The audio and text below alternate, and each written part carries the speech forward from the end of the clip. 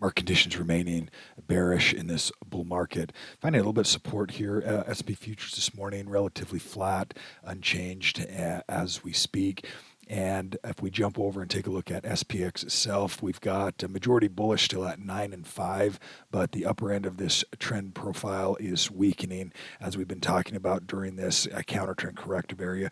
We do have some indication of support happening inside of this demand block, this support area, this green block that's happening here is price activity that has happened before that has pushed the price back through some area of resistance in the shorter term, and then it's working its way in between these two ranges where we have resistance or supply selling happening here and demand buying happening down here.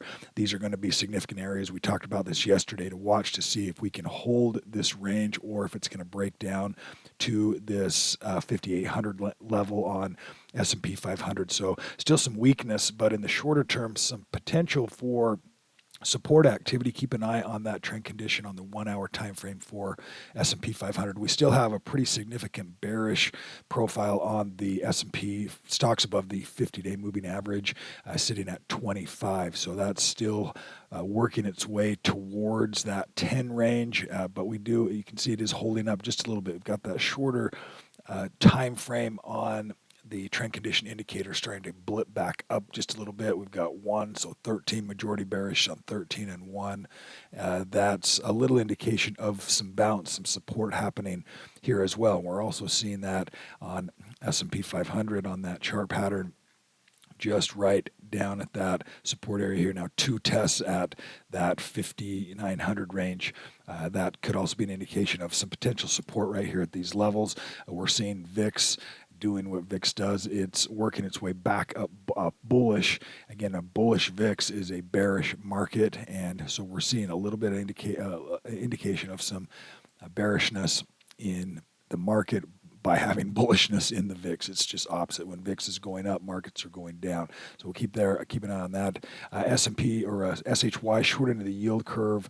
We're seeing that strengthen slightly right here on this 1 hour time frame, getting a little bit of support. Again, we want to see the short end of the yield curve moving higher as we get inflation numbers under control. That's still an issue for the Fed. Rates are still high, relatively speaking, and we still have a bit of a yield curve issue also. I've added the 2-year and the 10-year right here in addition to that yield curve so that we can take a look at that and just have a really quick glance at what's happening on that yield curve. If you take a look at this 2-year and 10-year, you can see it's 2 years at 4.26, 10-year is at 4.65, and the difference is this number above it, which is 39.39. That's the yield curve. That's the 10 and the 2-year combined. So we can look to see just quickly here that obviously we have a positive yield curve. It's not inverted currently, meaning that the 2-year yield is higher than the 10-year, but it's flat. It's basically right, at a flat yield curve at this point, and but it's working its way back to positive. We want to see this SHY move bullish. That means that this 2-year yield is going to come back down a little bit, and you're seeing we're at compression on the daily with majority bullish, and we could see some squeezing and then potentially a move back down this way. We'll keep an eye and see. It's kind of a precarious area right here where we could see rates move back higher on trend. They're already moving that direction. Again, this is the 2-year yield. So we certainly don't want to see that have compression then start to move back to the upside. Markets are not going to like that. Nonetheless, that's kind of our current economic conditions with yields and interest rates. Let's take a look at Dow Jones Industrial Average, finding majority bearish still here on the Dow, support right at that 425 range, and holding so far a little bit of support here, similar to S&P 500, bouncing on that 1 hour time frame. Triple Qs, also similar price pattern, majority bearish on the 1 hour time frame, and majority bullish with 11 to 3 on the 1 day time frame. The Russell 2000, similar majority bearish. The most weak of the four indices that we've looked at. These are small cap, which typically lead to the downside when we have a risk off scenario when markets are not wanting to take a lot of risk. Then obviously they're going to throw the small cap riskier stocks out, and that has been happening over the last few weeks here as well. USO had a bit of a pullback percent yesterday. It's working nicely towards this overall uptrend, but it does have a bit of a expanded trend on the 1 hour time frame. It's working on a nice trend shift though on the 1 day time frame. Gold also compressing at the top end of this trend condition indicator, majority bullish on the 1 hour.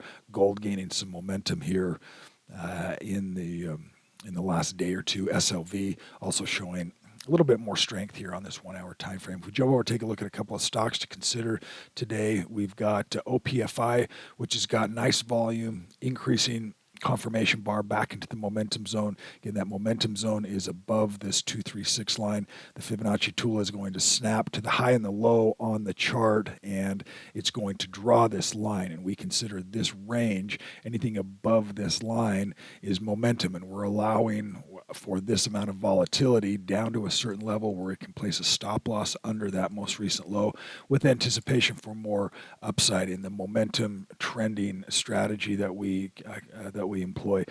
Nice setup there for OPFI. One other to consider is AORT. A nice confirmation bar in the last couple of days, increasing volume back into momentum there as well.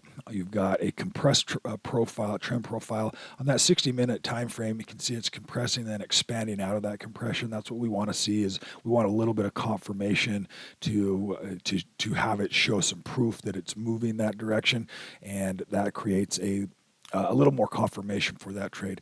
Also, if you're interested in getting these screen settings for your charts, you can join our Discord group. It's free. Just follow the link in the description of the video, and that'll get you logged in and get you set up on this profile. We also have it so that you can just simply click and then make a copy of this profile, this chart, the chart settings that you're seeing here on the chart, as well as several others that we've got, including access to the momentum zone, the green, yellow, red that you're seeing on the chart, and the Fibonacci tool. You can get access to all of those free in the Discord channel and set those up on your TradingView platform. That'll do it for today's update. Everyone have a fantastic day today.